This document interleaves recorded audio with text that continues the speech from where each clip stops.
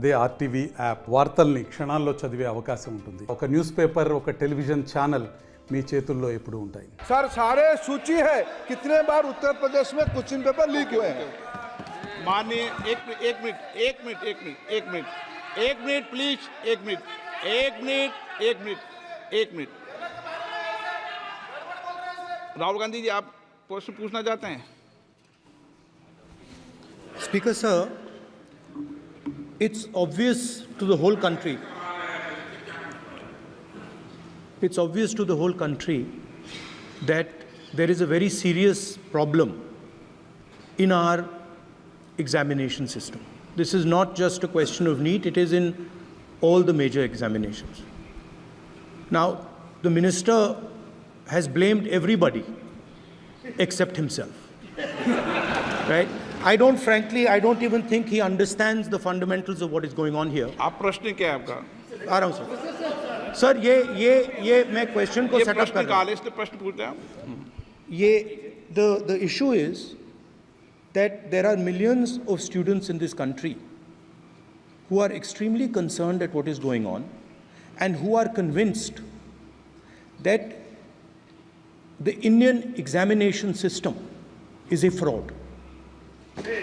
That is what is at stake here. Millions of people believe that if you are rich and if you have money, you can buy the Indian examination system. And by the way, and this is the same feeling that the people in the opposition have. And that is why we are asking some very simple questions to Honorable Minister. Number one, as this is a systemic issue, what exactly are you doing to fix this issue at a systemic level? Yes. That's the first question. Okay, question में चल रहा है अभी. Please. अब मैं मंत्री जी, मैं एक बार बोल दूं इस बात पे. चलो मंत्री जी, आप शॉर्ट में जवाब दो, फिर मैं बोल ही देता हूं. आज आप शॉर्ट में जवाब देना. अध्यक्ष महोदय, मेरे जो शिक्षा है, मेरे जो संस्कार है, मेरे जो सामाजिक जीवन है, मेरे को मेरे राज्य की, मेरे सूबे की जनता की स्वीकृति मिली है. मैं किसी की, मेरे बौद्धिक और मेरे संस्कार की सर्टिफिकेट मेरे को सारी सदन में किसी से नहीं चाहिए. देश की प्रजातंत्र में चुन के मेरे नेता प्रधानमंत्री मोदी जी को प्रधानमंत्री की भूमिका दिया है. मैं उनकी निर्णय से यहाँ उत्तर दे रहा हूँ सदन को. Master minds the pride of India. Inter, MPC, BiPC, MEC, CEC చదివిన విద్యార్థులకు సీఏ మరియు సిఎంఏ ఫౌండేషన్ కొరకు నూతన బ్యాచెస్ ప్రారంభం.